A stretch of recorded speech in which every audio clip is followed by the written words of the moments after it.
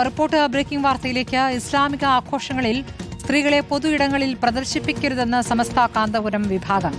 അന്യപുരുഷന്മാർക്കിടയിൽ വേദിയിലോ പൊതു ഇടത്തിലോ സ്ത്രീകളെ കൊണ്ടുവരരുത്. ആഘോഷങ്ങൾ അതിരുകടക്കുന്നത് തടയണമെന്നും കാന്തപുരം അബൂബക്കർ മുസ്ലിയാർ പ്രസ്താവനയിൽ പറഞ്ഞു. നബിദിന ആഘോഷങ്ങളിൽ സ്ത്രീകളെ പങ്കെടുപ്പിച്ചതിന് പിന്നാലെ വിമർശനമുയർന്നതോടെയാണ് മഹല്ലുകൾക്കും മദ്രസകൾക്കും നിർദ്ദേശം നൽകിയത്.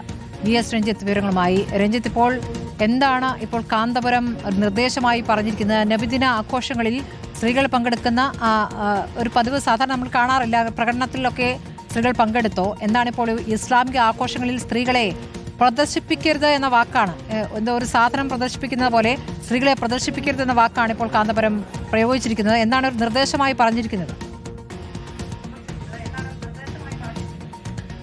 സ്മൃതി, ഒരു വാർത്താക്കുറിപ്പായി തന്നെയാണ് ഇത് ഇറക്കിയിട്ടുള്ളത്. മദ്രസകൾക്കും മഹല്ലുകൾക്കുമുള്ള നിർദ്ദേശമായിട്ടാണ് ഇപ്പോൾ അത് പുറത്തു വരുന്നത്.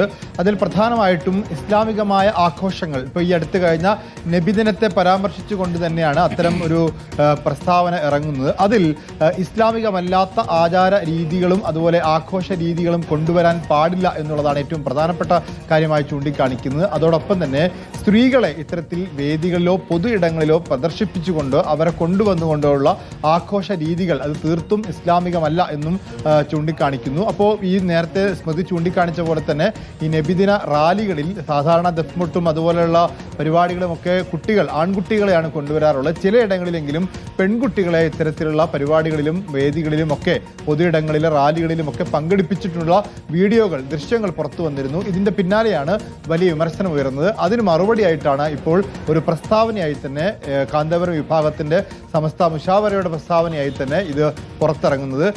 ഒരു നേരത്തെ ഉള്ള വിലക്ക് തന്നെയാണ്. ആ വിലക്കുകൾ കർശനമായി പാലിക്കണം. അത് പാലിക്കുന്നതിൽ വീഴ്ച സംഭവിക്കാൻ പാടില്ല എന്നുള്ളതാണ് ഈ വാർത്താക്കുറിപ്പിൽ പറയുന്നത്. ശരി.